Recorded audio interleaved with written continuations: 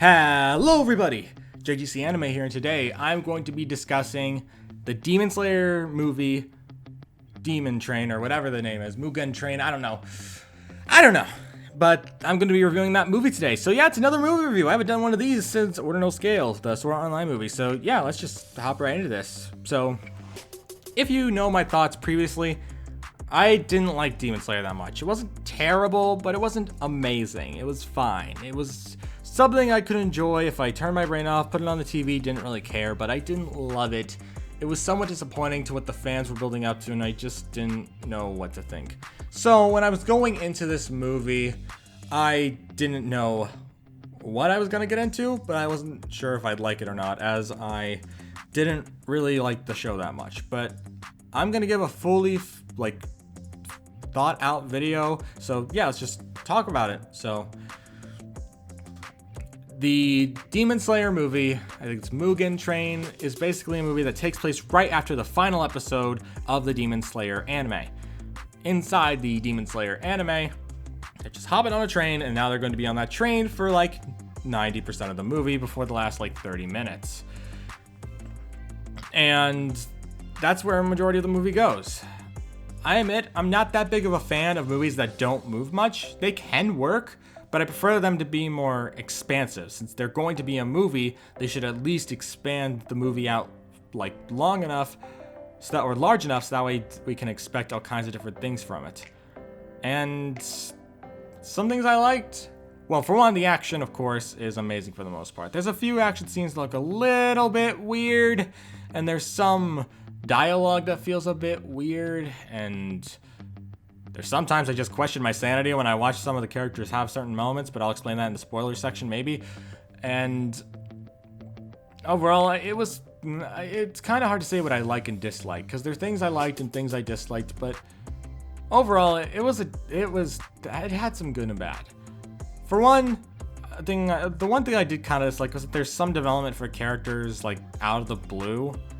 Not very commonly, but there's some characters that just kind of out of the blue suddenly be like, you know what, we aren't these cruel, wrong people, or something like that. It's kind of like I'll explain in the spoiler section, but yeah. Spoiler-free thoughts. I found myself kind of liking the movie. There were a few things I definitely didn't like, and it wasn't a terrible movie, but I don't really think I can give a full finger on it unless I explain what my problems were. So yeah, we're about to enter the spoiler section. Here's a timestamp to when the spoiler section will come to an end. If you have seen the movie, I'd recommend sticking around the spoiler section to hear my full thoughts, but if you haven't, I'd recommend skipping. But if you have seen it, I would like for you to stick around so you can hear what I have to say and say if I'm wrong or not, even though it's my opinion. So yeah, let's get on for 5, 4, 3, 2, 1. Okay. So what do I mean before when I said that a character's like, oh, we're not these cruel people? I'm referring to when all those kids were sent to the dreams of the main characters to try to break them from the inside. And the one guy realizes Tanjiro's soul, the main character Tanjiro's soul, is so innocent that he doesn't want to kill it. What?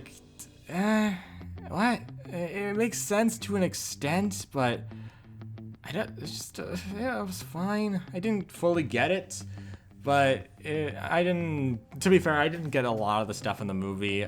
For one, the monsters seemed kind of vague in their power sets. For some reason, the main monster's like, I can just put them all into dreams. And then suddenly he's like, I control the whole train. They've turned into one giant demon. What? Okay, I guess they have that power now. The powers of the demons are always so vague that I don't really understand what their power sets fully are. And I don't know, I don't really find the demons that interesting. They always try for the most part, unless it's a super evil demon like the one in the movie. They don't try to give them backstories, or they do try to give them backstories for the most part. Except him, he doesn't really have that much of a backstory, at least I don't remember, or I'm just not remembering the movie right, but he was just kind of killed off because, he's a main villain. You gotta end the villain for the movie. And this may sound weird, but my favorite part of the movie was the last 30 minutes, where the main fire demon slayer, I can't even remember his name right now because I don't remember that many characters from Demon Slayer. He goes against one of the elite demons, and their fight is so freaking amazing. Like, I had such a blast watching that. As for the rest, they're fine. They're fine. All in all, though, other than the last like 30 minutes of the movie, I lost almost all interest in the rest of it. The only funny parts were probably in the dreams of the character Inosuke, since I somehow remember his name, where he dreams that everyone else is animals and like him and, well, he's not an animal, but he wears a boar head, but he dreams everyone's animals and they're all just like his team, and it's hilarious. I had such a fun time watching those, but all in all, I guess I just didn't understand what the hype was about. I've never really liked Demon Slayer that much. I haven't hated it, but I don't love it. So it just makes me think, okay, so I don't really have a fully fleshed out opinion that I can say about whether I love or hate the movie, as I generally didn't love it that much, but I didn't hate it either. It's basically a movie that plays into the roles of the generic movie genre, but because it has good action, people play it off. What do I mean by the generic movie genre? Well, main characters meet new character. Even if they haven't met the character before, it's very vaguely and they aren't really explained. Once they meet this new character, they somewhat bond with them to a certain extent, at least to an extent enough for them to feel an emotional connection to them. Where then, at the very end of the movie, they kill off said character, and then after that, just move on with their lives, and then maybe they'll bring it back and mention it, and then after that, just kind of move on.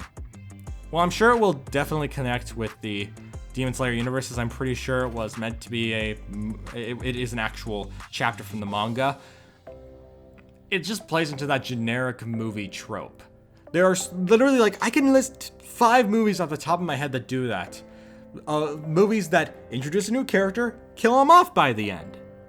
Like, if you want some basic ideas, if I had to list 3 off the top of my head, there'd be Sword Art Online's movie, there would also be the Certain Magical Index movie, as well as, if we're just going to be listing all the names, then most likely, I for some reason was gonna say the Irregular Magic High School movie, even though it doesn't do that, but the Fairy Tale, the first ever Fairy Tale movie I saw did that. And it did it horribly. Like, the character I didn't even care about, so why did they sacrifice themselves? I don't know, but it sucked. It's such a generic trope that at this point, when Demon Slayer did it, I didn't even know what to feel. Although when it did happen, I did almost cry, but then it just kept going, and going, and going, and going, and it just kept going. The death scene took so long! You shouldn't take 5 minutes for a character to die in a movie. It's 5 minutes, it was like 10 minutes almost. He was alive for so long. In that time, you could have gotten him a medical kit or something. But no, they have to play it off. It was so freaking dumb. It was so long. The death scene was too long. Because the fire guy I already mentioned, he died. The fire demon slayer died at the end, because they faced off against one of the demon elites. It's just kind of this generic trope that happens in almost every anime movie. If it doesn't, it's a miracle, because they'll just play it off as some other generic trope. Like, you could be one of the other movies, like My Hero Academia's first movie, or the Irregular Magic High School movie, that will come up with some other basic plot that doesn't really make much sense, but you have to accept it because reasons. Did I love this movie? No. Did I hate it? No. It's fine. It's a fine movie. I didn't really have any fully fleshed out opinion on it. All I could say is that it's a fine movie. Definitely think the last 30 minutes are worth some attention, but didn't really care about the rest of it. Don't understand the hype around it. Don't get why people love Demon Slayer. I guess I'm just not that big of a Ufotable fan. I've watched a few of their things, and never once have I thought, this is so god tier. Even when I watched the Fate stuff, I didn't care. Like, it's fine, but I'll go over, if I make videos about those, I'll go over them in their own videos. But yeah. So we're at the conclusion of this video. What are my thoughts? It's fine. It's a fine movie. It's fine. I don't love it. Don't hate it. Just think it's fine.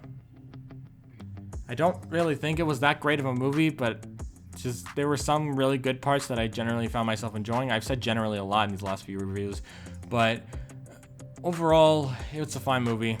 At most I could rate it is a 6 out of 10. It was okay. I guess I've just seen so many anime movies that play similar tropes that seeing this one left no impact on me. I just did not care. I guess I'm just not that big of a Demon Slayer fan. But anyway, that's all I really had to say. I thank you all for listening to my review, and I also thank you all for watching. If you're new to the channel and you like these reviews, don't forget to subscribe. I always welcome new anime fans to the channel. And yeah, thank you all for watching, and I shall see you all around. Peace!